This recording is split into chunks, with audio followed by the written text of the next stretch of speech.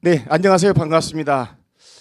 오늘 조옥성 박사 TV가 벌써 43번째입니다. 정치인으로서는 저번에 그 교육감 후보 김대중 후보를 모셨습니다. 오늘은 글로벌 대학 행복대학교 조옥성 박사 TV에서 최초로 부부를 모셨습니다. 그래서 강하수님과 김혜리님이에요. 그래서 두 분 이렇게 간단하게 인사 말씀 하십시오. 우리 강하수 후보님부터. 네, 안녕하십니까. 강화수입니다. 저는 진남교 구봉중 여수고 나와가지고요. 민주당에 입당해서 24년이 됐습니다. 옆에는 저희 집사람입니다. 감사합니다. 네, 아주 간단하게 짧게 하셨습니다. 예. 네. 우리 김혜리 그 여사님 한번 간단하게 한 말씀 하십시오. 네. 네, 안녕하십니까. 저는 우리 옆에 있는 강화수 씨의 영원한 반쪽 김혜리입니다. 최초로 부부 출연 정말 영광입니다. 감사합니다. 네, 고맙습니다. 현재 우리 강하수님은 그 민주연구원 부원장이시죠? 네, 그렇습니다. 네, 그럼 원장님은 누구십니까? 노웅래 의원님이라고요. 예, 마포 그래요. 지역구로 둔 국회의원입니다. 네. 그다음에 이제 이렇게 부원장님 그 했던 분들 중에서도 유명한 분들도 좀 계시죠? 네, 보통 일반적으로 민주연구원 부원장은 초선 의원들이 하게 예. 되는데 지난번 직전 부원장님은 백원 의원이라고 삼선 의원이 예, 예. 하셨었습니다. 그러니까 보통은 국회의원들이 하는 네. 당직 중에 하나입니다. 저도 그렇게 듣고 있었어요. 초재선 의원님들이 가는 자리인데 이렇게 그 상당히 그래도 우리 그 후보님이 가셨는 것 같아요. 제가 간단하게 여러 가지를 한번 여쭤보겠습니다. 그 민주연구원이 그 민주당 싱크탱크라고 하는데 또 모르는 분들이 상당히 많이 있더라고요. 그래서 민주연구원이 어떤 일을 하는 곳인지 좀 이렇게 간단하게 설명 좀 부탁드리겠습니다. 네, 일반적으로는 그 여의도 연구소, 국민의힘에 있는 여의도 연구소는 잘 아시는데 이제 민주당에 있는 그 민주연구는 잘 모르시는 경우가 많더라고요. 일반적으로는 일반적으로는 국회에서 정책위가 있고요. 그리고 그 정책위에는 분야별로 이제 담당자들이 따로 있습니다. 그리고 민주연구원도 역시 분야별로 있는데 보통은 국회 정책위가 단기적이고 빠른 정책들을 좀 다루면 연구원은 이제 중장기적이고 좀 비전 위주의 그런 역할들을 비전 수립의 역할들을 하고 있습니다. 물론 이제 지금 대선 시기에는 이제 비전도 필요하고 단기적인 전략들도 필요하기 때문에 작업들은 같이 진행을 하게 됩니다. 네, 그래요. 저도 이렇게 조옥성 박사 TV를 이렇게 운영하다 보니까 많은 조사를 제가 나름대로 합니다. 그래서 우리 김혜린 여사님에게도 제가 한번 여쭤보고 싶어요. 그 우리 그 김혜린 여사님도 정치권에 이렇게 발을 담그신 적이 있는 것 같은데 우리 김혜린 여사님 한번 간단하게 말씀 한번 해주십시오. 네, 저도 그 의정부에서 예전에 그 신한대학, 지금 현재 신한대학교고요. 그때는 이제 신흥대학이었습니다. 그 이사장께서 국회의원 출마를 하시면서 자연스럽게 민주당 활동을 시작을 했습니다. 그래서 그때 당시 이제 열린우리당으로 당 활동을 시작을 했고요. 그러다가 이제 뭐 강금실 전 법무부 장관 이제 수행비서 했고, 그리고서 그때 한번 공천 저도 그래요? 네, 아픈 기억이긴 서울시장에서 하지만 아, 그래요? 네, 예, 예. 공천을 아픈 기억도 받았습니다. 있구나. 예, 예. 그 네. 비례대표 공천을 1번을 받았었는데 예. 그러니까 가번을 공천을 받았었는데 후보 등록하기 하루 전날에 이제 여러 가지 사정에 의해서 사연을 육아 네. 예, 예. 낸 적이 그런 것 있습니다. 같아요. 저도 조사를 많이 해봤습니다. 그래서 두 분이 어떻게 만났으실까 하면서 저는 보면은 우리 강하수 후보님보다 우리 김혜린 여사님이 정치를 더 빨리 했으면 대선하지 않았을까 서울에서 그런 생각도 제가 해요. 제가 볼 때 우리 강하수 후보님도 참 남자답게 잘생겼는데 우리 김혜린 여사님이 더 미인이세요. 한번 카메라 한번 봐보십시오. 그래서 간단하게 이렇게 연애 스토리 같은 것도 있으시면 한번 이 자리에서 한번 한 말씀 해주십시오. 누가 하셔야 될까요? 예.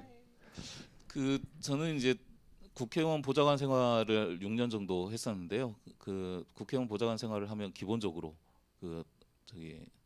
재보궐 선거에 파견을 나가게 됩니다. 그 당시에 이제 이상수 의원님이시라고 그 여수 공고 출신의 국회의원님이 계셨고 제가 이제 정치권 들어왔을 때 비서관 생활을 할 때 이제 처음으로 모셨던 분이신데 그분이 부천 원미갑 선거구에 재보궐을 나가게 됐습니다.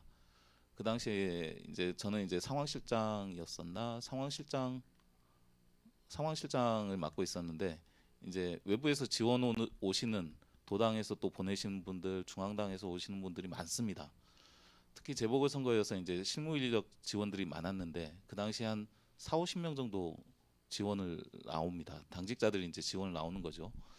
그 중에 이제 한 명이 지금은 김혜리라고 잘 알고 있지만 그 당시에는 성을 몰라가지고 정혜리 씨 이렇게 불렀던 기억이 있습니다. 네. 그래서 그 당시에 이제 이름을 잘못 부르고 그래서 좀 미안하잖아요. 선거도 졌고 그다음에 이름도 잘못 알고 있었고 그래서 조금 미안해서 사심이 있었는지는 모르지만은 선거 끝난 뒤에 그 맥주 한 잔을 하게 됐었습니다. 그리고 그래서 이제 자세한 이야기는 생략을 하되 네, 그날 이제 손을 잡고 이렇게 사귀게 되었었습니다. 아, 그래요. 제가 우리 후보님에게 두 가지가 궁금한 게 있어요. 여수에 많이 떠돌아다니는데 한 가지가 그 예를 들어서 이제 그 우리 후보님 아니고 또 철새 정치인들이 말 이야기해요. 예를 들어서 그럼 두 분은 여수에 살고 있는가 상당히 궁금해요. 예, 예. 그거에 대해서 이야기해 주십시오 한번. 우리 저 여사님 한 말씀해 주십시오. 예, 예. 그 이제 뭐 정치도 정치겠지만 이렇게 삶에서 중요한 거는 좀 진정성이라고 생각을 하거든요. 그래서 뭐 이렇게 말씀하신 대로 철새 정치인 그거는 저희가 살아가는 방법하고 또 맞지도 않는 예. 단어고요. 그 실제로 저희가 지금 이제 아이가 셋인데 네. 세 아이 다 데리고 여수로 왔습니다. 그래서 예. 지금 3년 차입니다. 그래요. 그래서 아이들 다 뭐 초등학교, 중학교 입학 졸업을 다 여기서 겪었어요. 여기서 했구나. 그게 굉장히 궁금했어요. 그래서 다른 셋이라는 거 들었는데 비행기 타겠어 우리 부모님들은. 그래서 여수에서 학교를 다녔나 또 여수 살고 있나 이런 이야기를 많이 하더라고요. 야, 그리고 그냥 딸 셋을 키우기가 상당히 힘들었을 것 같아요. 쉽지 않았을 것 같은데 제일 큰 어려움은 어떻습니까? 이 교육을 하다 보니까 우리 여사님. 글쎄요, 지금 뭐 딸만 셋이니까요. 네. 그래서 아이들끼리 너무 잘 지내면서 서로 이렇게 끌어주고 밀어주고 하고 있고요. 제일 그래도 이렇게 멀리 이사를 와서 걱정이 많이 됐었는데 아이들이 오자마자 급식이 너무 맛이 있다고 그 네. 재미로 애들이 너무 적응을 잘했고 그래서 집에 오면은 오늘 급식은 뭐였고 너무 맛있었다. 뭐 친구들이 너는 그게 맛있냐 왜 두 그릇을 먹냐 그런 얘기까지 들을 정도로 아이들이 너무 적응을 잘해서 아이들한테 고마워하면서 지내고 있습니다. 네. 고생이 많구나. 이제 우리가 곧 설입니다. 연휴가 들어갔습니다. 그럼 친정에도 다녀야 할 것 같은데 뭐 친정은 어디십니까? 제가 이제 본 적은 해남입니다. 그래서 네. 해남인데 이제 초중고는 다 일단 서울에서 졸업을 했습니다. 그래서 명절이어서 이제 좀 부모님도 뵙고 싶고 가족들도 만나고 싶지만 좀 아쉬운 부분은 있긴 한데 그래도 여수 분들이 너무 따뜻하게 정을 많이 주셔서 좀 감사한 마음으로 또 명절 준비했습니다. 네, 그래요. 우리 배우장님께서는 그 서울 살다가 보통 여수에 시집 오기가 쉽지 않아요. 저도 서울에서 이렇게 그 강의 다닐 때 다니다 보면 서울에 물이 들어요. 그래서 여수 오기가 싫어요. 그런데 우리 그래도 우리 그 부원장님께서 이렇게 뭐 무슨 매력이 있는 것 같아요. 제가 볼 때 한 2, 3년 전에 한번 뵀어요. 제가요. 간단하게 얼굴 한번 보고 차 한잔 마셨는데 보니까 무슨 매력이 있습니까? 혹시 우리 여사님 한 말씀 해주십시오. 제가 이렇게 결혼을 하게 된 그 결정적인 게 주변에서 지내다 보면 이게 뭔가 이렇게 똑똑한 사람은 조금 못됐고, 근데 못된 사람은 또 못해서 싫고 그런데 이제 애기 아빠는 지내 보니까 네.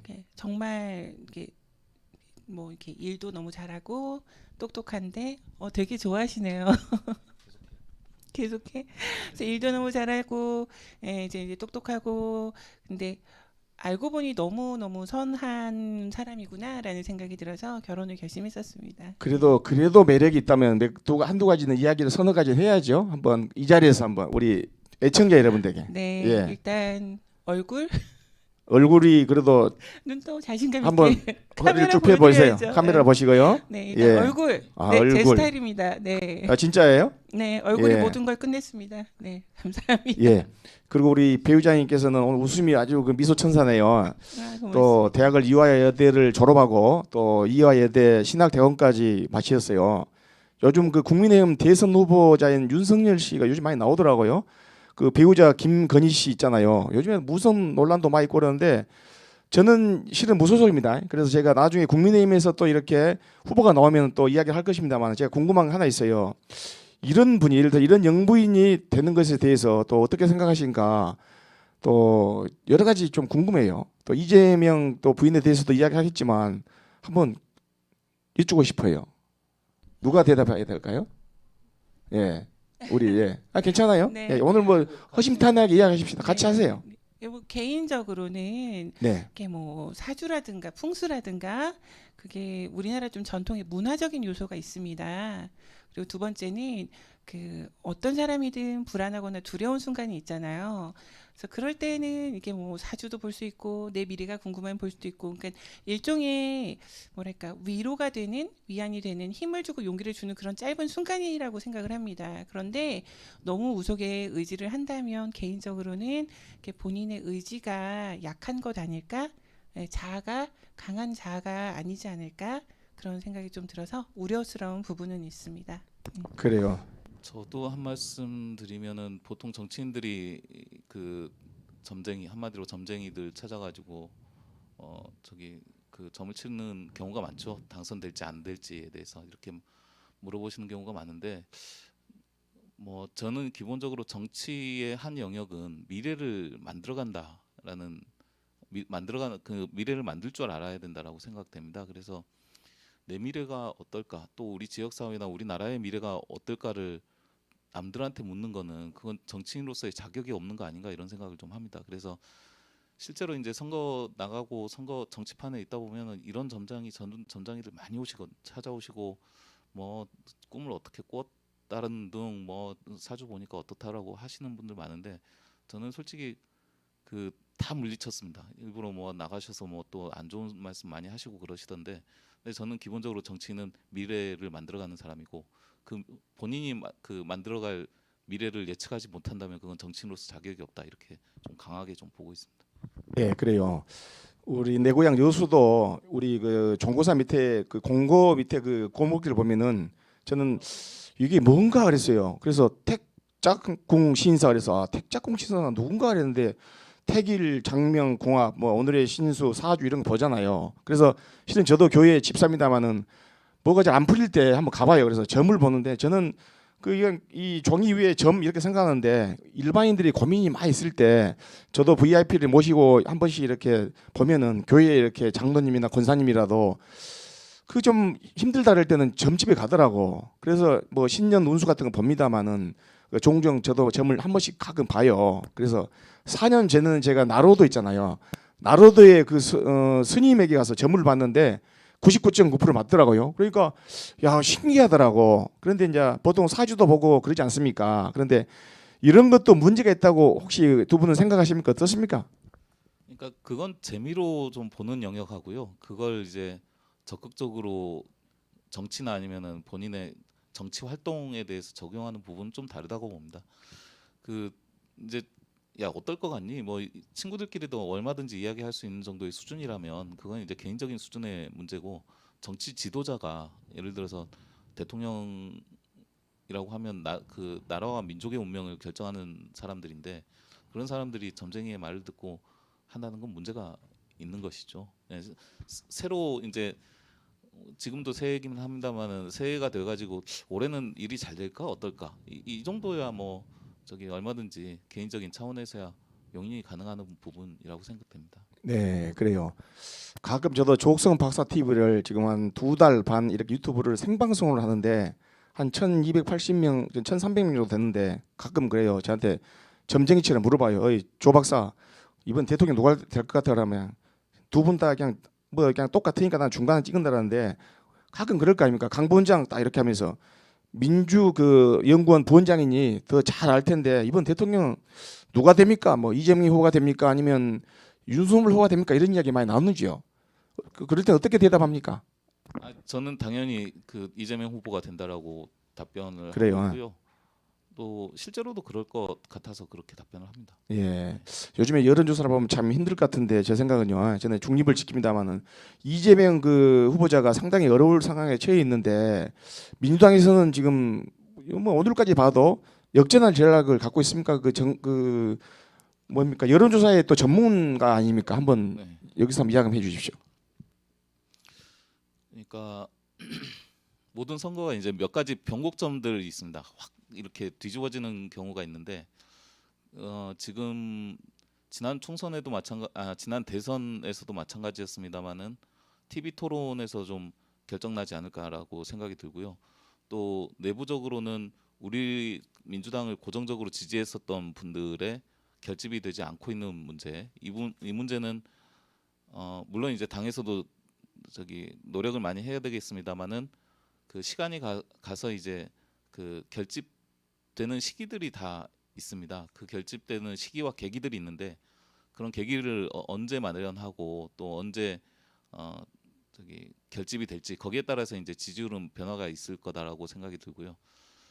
이제 공식적이진 않습니다만 예전에 홍준표 의원이 만약에 된다 그러면 그 당시 경선을 할 때 저희들이 조금 어려운데 이제 윤석열 후보가 됐을 때는 저희들이 조금 쉬운 전략적으로 쉬운 선거를 치르지 않을까라고 생각을 했었고 그 당시의 예측도 그 윤석열 후보가 되면은 박빙 싸움으로 이길 것이다 이렇게 예측을 했었고 지금도 저는 그게 유효하다고 생각합니다. 아, 예를 그래요. 들면은 우리 호남 같은 경우 이제 그 윤석열 후보에 대한 지지율이 20%, 14% 정도 지금 나오고 있고 국힘 내부에서는 이제 20%까지 이제 목표를 설정하고 있던데 사실 이제 실제 투표를 해서 표를 까보면은 이제 5% 정도 나오는 게 지금까지였지 않습니까? 물론 그걸로 이제 방심을 하거나 이러면 절대 안 되는 것이긴 하지만 그런 좀 숨어 있는 표들이 아직 저기 있고 그다음에 그게 아직 결집될 계기를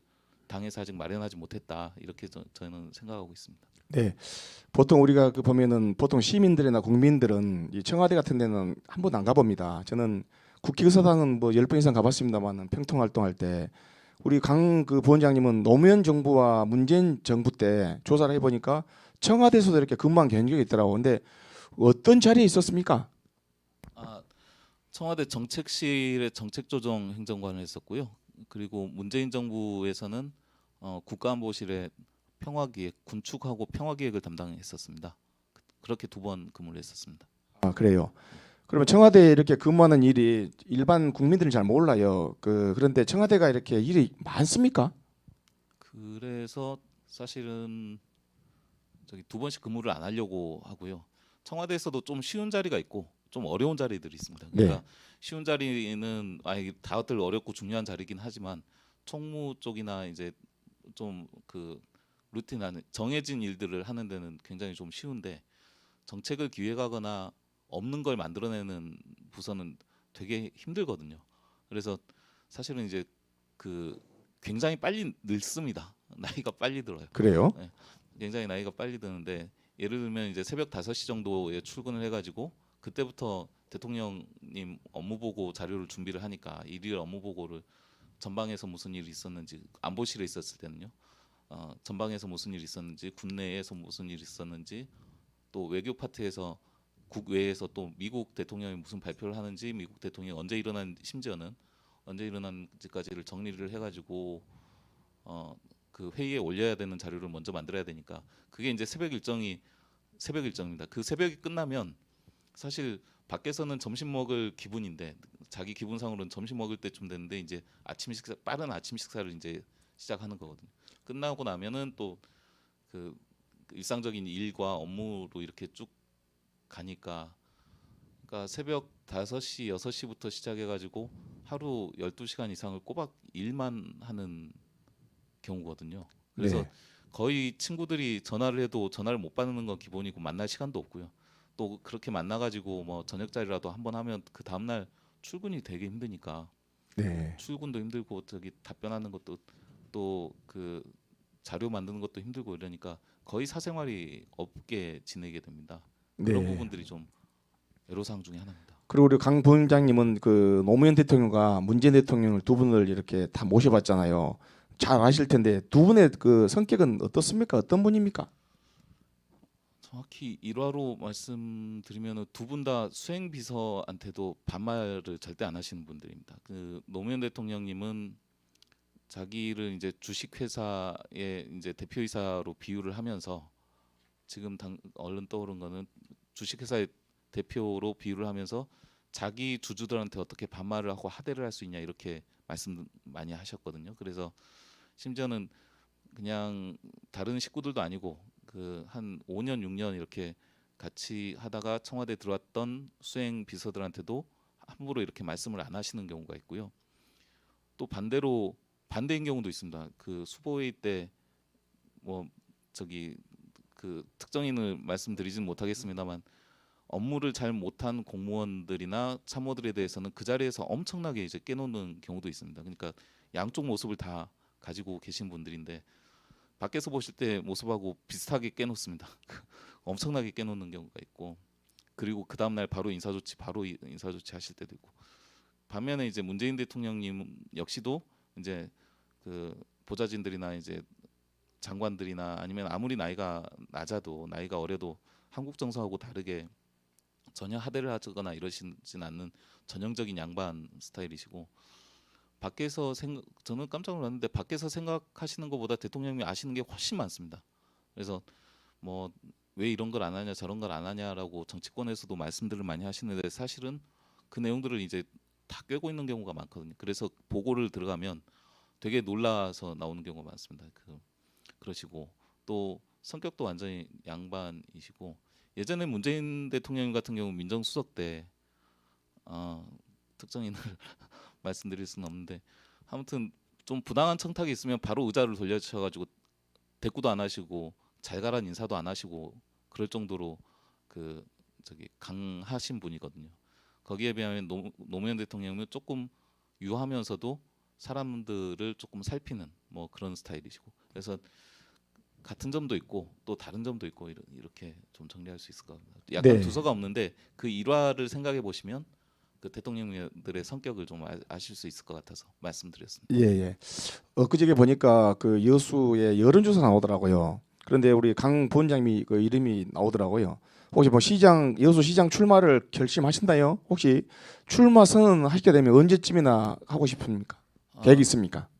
네, 이제 처음으로 이제 공식적으로는 처음으로 말씀드리게 됐는데 지금 출마를 좀 결심한 상태고요. 그래서 근데 이제 출마를 결심한다고 해서 바로 이제 공식적 기자회견이나 이렇게 하지는 못하고 이제 그 선배님들이나 또 인사드려야 될 사람들한테 먼저 인사도 드리고 양해도 구하고 또 그 저를 지지해 주셨던 분들한테도 예전에 지지해 주셨던 분들한테도 양해를 구해야 되는 거라서 시간이 조금 지체됐습니다만 설 연휴 지나고 나면 바로 출마 기자회견을 하려고 하고 있습니다.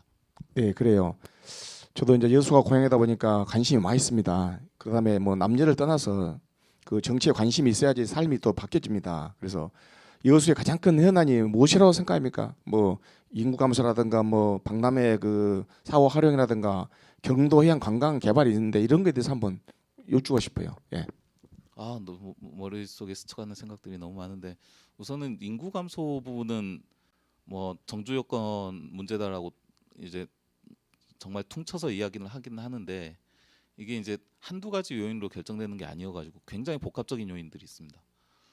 근데 이제 그 복합적인 요인 중에서 저는 좀 가장 좀 중요하다고 보는 게 수산업 우리 이제 중요하기도 하고 다른 지역에서 볼 때 우리만이 가지고 있는 것이 산단, 수산업, 관광입니다. 근데 산단, 수산업, 관광들이 공교롭게 2023년도 되면은 굉장히 위기 상황에 봉착하게 될 겁니다.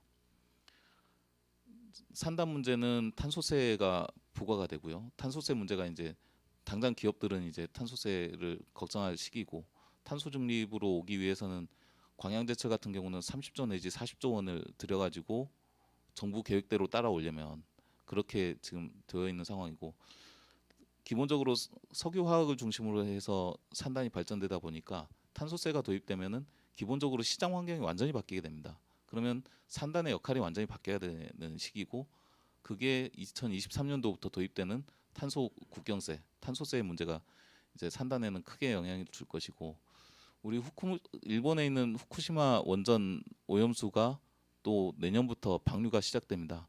그러면은 그게 이제 그 남해안까지 오는 데는 1년이 걸린다고 해요. 근데 1년이 문제가 아니고 기본적으로 수산물에 대한 사람들의 인지도나 그 호감도가 이제 떨어질 우려가 있기 때문에 안 그래도 좋지 않은 이제 수산업 분야가 더 안 좋아질 수 있는 상황으로 봉착이 될 것이고요.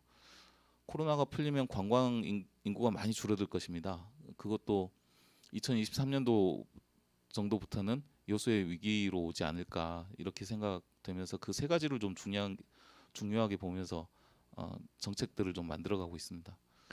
그 엑스포장 같은 경우는 저는 그 엑스포장에 이제 기재부에 내야 될 그 저기 부채 차입금이라는 게 3,800 정도 되는데 사실 중앙 정부에서 보면은 그 액수가 크지 않은 액수거든요.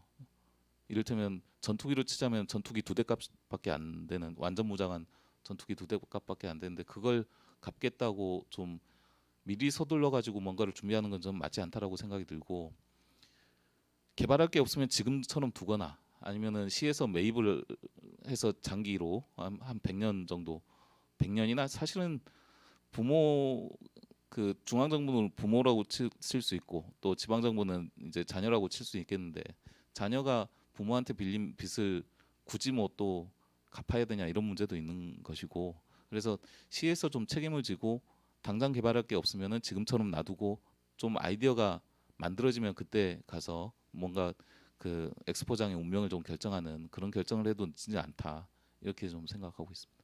네, 저도 그런 생각을 많이 합니다. 그래서 대전 엑스포처럼 그 저는 대통령 후보가 나서면 여수 시민에게 돌아오지 않을까 이런 생각을 좀 많이 합니다. 또 요즘 그 대학병원 유치와 관련해서 갑 지역과 을 지역이 두 군데 있잖아요. 그런데 유치 논란이 뜨겁습니다. 근데 우리 부원장님께서는 또 어떤 생각을 하고 계신가 좀 궁금해요. 그러니까 그 부분도 좀 답답한데 그 정치에는 가불이 있고 또 지방 정치에는 1선거구, 2선거구가 나눠져 있긴 합니다. 근데 여수 시민이 나눠져 있는 건 아니거든요. 그러니까 사람들이 갑과 을로 나눠져 있는 건 아닌데 모든 이슈들이 정치권으로 올라오면 그게 마치 여야가 싸우듯이 갑과 을의 이슈로 이렇게 갈라치기가 되더라고요. 이거는 그렇게 만약에 되면 그 갑과 을 이슈로 나눠지면은 사실 할 수 있는 건 아무것도 없게 됩니다. 왜냐하면은 덩치가 비슷해 버리거든요. 또 같은 당이거든요. 그러면은 아무것도 추진이 안 되는 상황들이 벌어지게 됩니다. 그건 이제 정치인들 때문에 정치적인 이익들 때문에 지역에 있는 즉 이해관계나 아니면 지역 발전을 위한 이슈들이 묻혀가게 되는 게 되는 건데 기본적으로는 그 대학병원이 들어오는 게 맞습니다. 맞고 가급적이면 또 그 좀 더 큰 병원 또 여기서 많이 발생하고 있는 화상 환자나 심장 질환자를 대상으로 한 병원들이 들어오는 게 맞죠. 맞고 또 이용도를 좀 더 그 편리한 지역으로 들어오는 게 맞고 또 그거를 위해서 그 이제 지방 재정에 부담이 안 되는 부분에서 들어오는 게 맞고 그래서 그 모든 것들을 정리를 하다 보면 저는 국동보다는 조금 타 지역에서 접근성이 있어야 도비라도 한 푼 더 따오는 거거든요. 그게 이제 정치인 것이고 그래서 전 조금 더 여수에 들어오긴 하지만은 조금 더 위로 올라가서 순천, 광양 또 고흥, 구례 쪽 사람들도 이용하면서 그래서 이제 그걸 빌미로 해서 또 도비를 더 따올 수 있는 이런 지역으로 선정이 되어야 된다 이렇게 생각하고 있습니다. 네, 지난 27일 MBC에서 이렇게 여수시장 여론조사를 발표했는데 우리 부위원장님은 죄송합니다만은 좀 상당히 낮은 수치인 것 같아요. 그런데 문제점이 어디에 있는 거라고 생각하십니까? 저도 여론조사 회사를 해본 적도 있고 이제 전략 분야에서 이제 선거를 치르는데 그게 이제 10명의 이름을 쭉 불러준 다음에 누구를 지지하라고 물으면 다 인지도가 제일 높은 사람을 답할 수밖에 없습니다. 그러니까 지금 MBC에서 조사한 걸 보면 그 다른 지역의 다 단체장들이 제일 1등으로 나오게 되는 거거든요. 왜 그럴 수밖에 없는 게 열 몇 명을 쭉 불러주고 나서 기억나는 이름 불러주세요. 라고 번호를 누르는 것도 아니고 기호가 이제 부여된 것도 아니고 그렇게 되면 일반적으로는 다 인지도가 제일 높은 사람으로 그 답변을 하게 돼 있거든요. 그래서 이제 저희들도 매월 이렇게 그 정기적으로 조사를 여수 시장 선거와 관련한 조사를 계속 진행을 하고 있는데 그것과는 이제 전혀 다른 결과가 나오게 되는 것이죠. 네, 그래요. 뭐 시장에 출마하신다면 이렇게 그 뭐 지지율이 오를 것 같은데 또 저는 또 그렇게 아닌다고 생각하는데 혹시 이렇게 지지율이 올릴 그 묘책을 갖고 있습니까? 어느 선거나 마찬가지지만 다 진정성의 문제라고 봅니다. 그 시민들이 저기 뽑아 줘야 하는 것이고, 그리고 선거라는 게 기본적으로 유권자를 대상으로 해서 그다음에 유권자가 어떻게 인식하는가의 싸움이라고 생각이 들거든요. 그래서 제가 이제 출마를 해가지고 그 유권자들이 바라고 또 가려운 것을 얼마나 긁어줄 수 있는가, 거기서 이제 전략이 만들어지고 거기서 이제 제 활동 범위가 정해질 텐데, 여하튼 시민들이 가장 가려워하고 좀 답답해하고 이런 부분들에 대해서 좀 진정성 있게 접근하면서 사람들하고 소통하면서 그렇게 하면은 다른 전략보다 제일 중요하고 근본적인 전략이라고 생각하고 있습니다. 네, 보통 선거를 하다 보면 이렇게 배우자나 가족 모두가 다 뭐 사돈의 파촌까지 상당히 힘든데 우리 배우자님께 한번 여쭤보겠습니다. 그 국민의힘 이준석 대표 있죠. 그 대표가 꼭 그 뭐 무슨 비단 주머니가 있다래요. 근데 우리 혹시 대표님 그 사모님이시잖아요. 예, 후보님 사모님인데 혹시 뭐 무슨 비단 주머니가 뭐 이렇게 준비하고 있습니까? 갖고 있습니까? 한 말씀해 주십시오. 네, 세 가지가 있습니다. 네. 첫 번째는 이제 아까도 말씀하셨지만 진정성이 있다면 이제 서로를 존중할 수 있다고 생각을 합니다. 그래서 존중을 한다면 두 번째는 대화가 가능할 거고요. 세 번째는 대화가 가능하다면 타협도 가능할 거라고 생각합니다. 그래서 이렇게 진정성을 바탕으로 존중하고 대화하고 타협을 하면서 서로 마음을 두드리고 마음을 나눈다면 이렇게 분명 함께 할 수 있는 길이 더 이렇게 확장되지 않을까. 그래서 시간을 갖고 천천히 준비하고 있습니다. 야, 세 가지 비단 주머니 저도 한번 봐야 되겠습니다. 예, 시청자 여러분 반갑습니다. 여기는 조옥성 박사 TV입니다. 조옥성 박사 TV는 열심히 일하고 배우고 건강하여 서로 돕고 믿는 밝고 명랑한 민주 시민 사회를 만드는데 앞장서겠습니다. 그리고 3월 9일이 대통령 선거고요. 6월 1일도 선거가 지방선거가 있죠. 그래서 글로벌 행복 대학교 조옥성 박사 TV에서는 이렇게 현 정치인이라든가 신인 이런 정치인들을 모시고 좀 하고 있습니다. 또 다음 주에도 또 시장 후보도 계시고 또 시의원, 도의원 후보, 뭐 현 의원도 계십니다만은 한두 가지만 더 하고 마치겠습니다만은 또 우리 부회장님이 보실 때 우리 강 부원장님은 어떤 정치인이라고 보십니까? 그리고 정치를 잘할 것 같이 보이십니까? 한번 부탁드리겠습니다. 예. 네, 가장 큰 장점은 이제 거짓말을 아예 못한다라는 장점이 있습니다. 그래서 뭐 된다 안 된다 할 수 있다 못한다 이렇게 아예 뭐 못하는 걸 한다라고 말을 할 수 있는 그런 인격이 아닙니다. 그리고 정치인으로서 제일 중요한 건 남편이긴 하지만 정치인으로서는 사심이 없는 사람입니다. 그래서 이렇게 뭐 다른 정치인들하고 조금 다른 그런 이미지로 보일 수도 있는데요. 사심이 너무 없기 때문에 오히려 더 여수 시민들께서 믿고 시정을 맡겨주셔도 든든하게 미래를 나갈 수 있지 않을까 지금 말씀드리고 싶습니다. 예, 고맙습니다. 저도 예, 한 말씀 하십시오, 우선. 예, 예. 감격스럽게 답변을 네. 잘해주셨는데, 그 내려와서 이제 저기 그러니까 청와대나 공직 생활하고 좀 다른 게, 이게 이제 그 리더로서의 또 저 산을 넘으면 이제 물이 안 나올 수 있어도 저 산을 넘으면 물이 나온다는 걸 내가 알고 있다라고 당장에 해줘야 이제 조직을 끌고 갈 수 있는, 그게 또 조직의 그 정치나 아니면은 정치적인 지도자나 리더가 가져야 될 덕목이라고 생각을 하고 있습니다. 근데 이제 저 같은 경우는 이제 청와대에 근무하고 또 청와대 근무할 때나 아니면은 그 참모로서 생활을 할 때는 되는 건 되고 안 되는 건 안 된다라고 정확하게 알려줘야 그게 유능한 참모였고, 지금 이제 참모 생활에서 이제 조금씩 리더로서의 역할로 제 위치를 좀 바꿔가고 있는데, 그런 이제 비전이나 아니면 비전 제시를 통해 가지고 이 난국을 좀 극복할 수 있는 새로운 아이디어들이나 이런 것들을 많이 만들어야 될 시기라고 생각이 들어서 이제 이전과는 조금 다른 모습들도 여러 가지를 보여줄 수 있을 것 같습니다. 네.